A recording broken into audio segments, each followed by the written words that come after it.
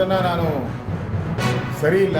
ಗೋರಕ್ಷಣೆ ಮಾಡುವಂಥದ್ದು ಇವತ್ತಿಂದಲ್ಲ, ಸಾವಿರಾರು ವರ್ಷಗಳಿಂದ ಭಾರತದ ಒಂದು ಸಂಸ್ಕೃತಿಯಾಗಿ ಬಂದಿರತಕ್ಕಂಥದ್ದು.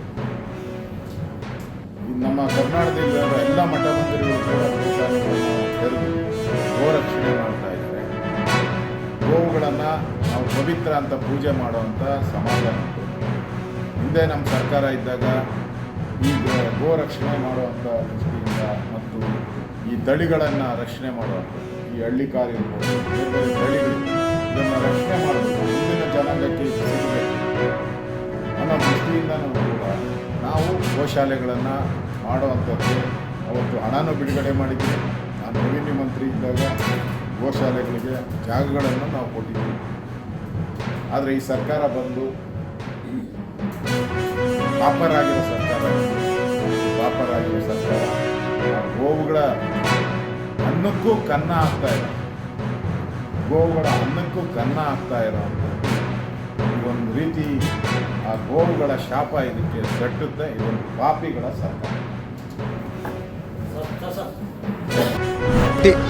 ಗ್ರಾಮಸ್ಥರು ಸಲುವಾಗಿ ನಾವು ಇಲ್ಲಿ ಬಂದಿದ್ದು. ನಾನು ರೈತ ಸಂಘದ ಜಿಲ್ಲಾ ಉಪಾಧ್ಯಕ್ಷನಿದ್ದು ಇವರಿಗೆ ಡಿ ಸಿ ಅವರಿಗೆ ಮನೆ ಕೊಡಲಿಕ್ಕೆ ಇವರೆಲ್ಲ ಕರ್ಕೊಂಡು ನಾವು ಬಂದಿರೋದು. ಈಗ ಏನಾಗಿದೆ ಅಂದರೆ ಬ್ಯಾಂಕಿನಲ್ಲಿ ನಿಮಗೆ ಲೋನ್ ಕೊಡ್ತೀವಿ ಅಂತ ಕರೆದು ಫಾರ್ಮ್ ತುಂಬಿಸ್ಕೊಂಡು ಎಲ್ಲ ಮಾಡಿ ಕೇಸಿ ಇವ್ರಿಗೆ 50,000 ರೂಪಾಯಿ ಲೋನ್ ಕೊಡ್ತೀವಿ ಅಂತ ಹೇಳಿ ಅಕೌಂಟಿಗೆ ರೊಕ್ಕ ಹಾಕಿದ್ದಾರೆ.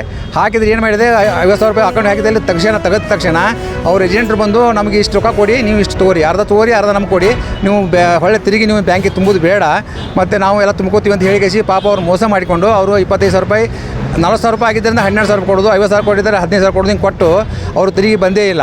ಮತ್ತು ಹೀಗಾಗಿ ಅವ್ರು ಈಗಾಗಲೇ ಏನು ಮಾಡಿದ್ದಾರೆ, ಅವರು ಬ್ಯಾಂಕಿನವರು ಅವ್ರಿಗೆ ಬಂದು ನೋಟಿಸ್ ಕೊಡೋದು, ನೀವು EMI ತುಂಬ್ರಿ, ನೀವು ಬಿಡೋಲ್ಲ, ನಿಮ್ಮ ಆಧಾರ್ ಕಾರ್ಡ್ ಕ್ಯಾನ್ಸಲ್ ಮಾಡ್ತೀವಿ, ನಿಮ್ಮ ಮನೆಯಲ್ಲಿ ಲೈಟ್ ಇದು ಕರೆಂಟದು ಎಲ್ಲ ತೆಗೆದು ಊರಿಗೆ ಒಂದು ಸ್ವಲ್ಪ ಅಸ್ತವ್ಯಸ್ತ ಮಾಡ್ತೀವಿ ಅಂತೇಳಿ ಅವ್ರಿಗೆ ತಕರಾರು ಕೊಡ್ತಾ ಇರೋದು ಬ್ಯಾಂಕಿನಲ್ಲಿ. ಅದಕ್ಕಾಗಿ ಅವರು ಹೆದರಿಕೆಸಿ ಅವರು ದುಡ್ಡು ತಿನ್ನೋರು, ದಿವಸಕ್ಕೆ ಇಲ್ಲಾಂದ್ರೆ ಕಟ್ಟಿಗೆ ಮಾರಿಕೇಸಿ ಅವ್ರು ದುಡ್ಡು ತಿನ್ನೋರು. ಅವರು ಈಗ ಎಲ್ಲಿ ತುಂಬೋದು, ಒಮ್ಮೆಗೆ ತುಂಬಂದ್ರೆ 50,000 ರೂಪಾಯಿ ತುಂಬೋದು, ಎಲ್ಲಿ ತುಂಬೋದು?